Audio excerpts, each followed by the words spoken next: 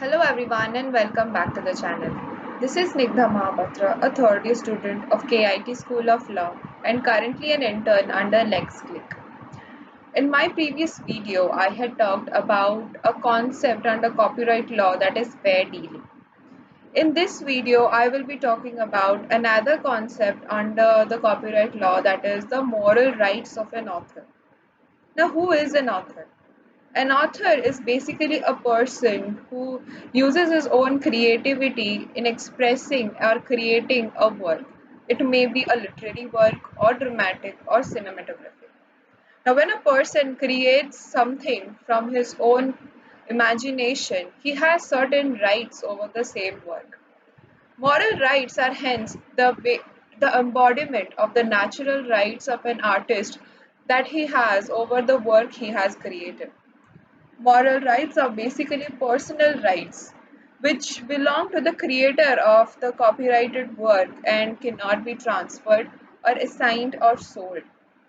Moral right, in other words, are the rights that individual creators have in relation to copyright works or films they have created. Moral rights are separate from the economic rights of the copyright owner, such as the rights to reproduce the work or communicate it to the public.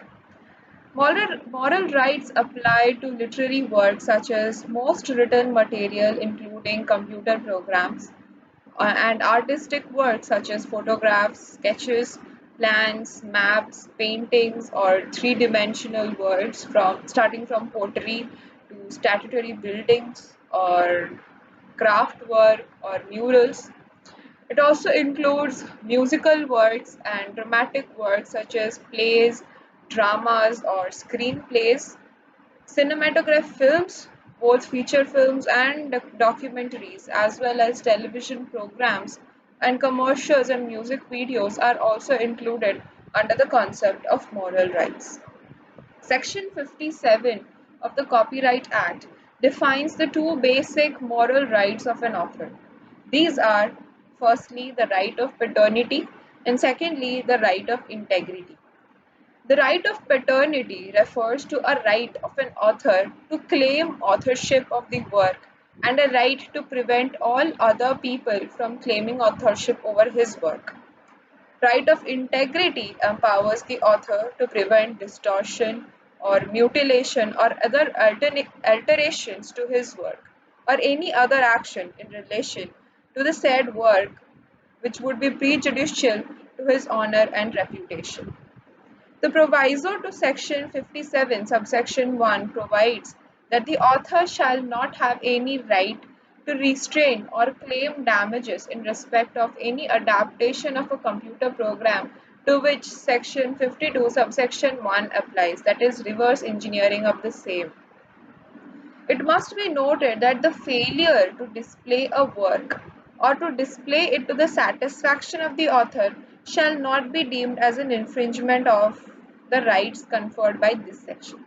The legal representatives of the author may exercise the rights conferred upon an author of a work by section 57 subsection 1 other than the right to claim authorship of the work.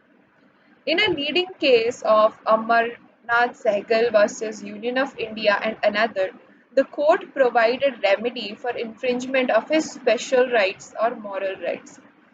Now, the basic facts of the cases are the plaintiff created a bronze mural for display at the Vigyan Bhavan in New Delhi.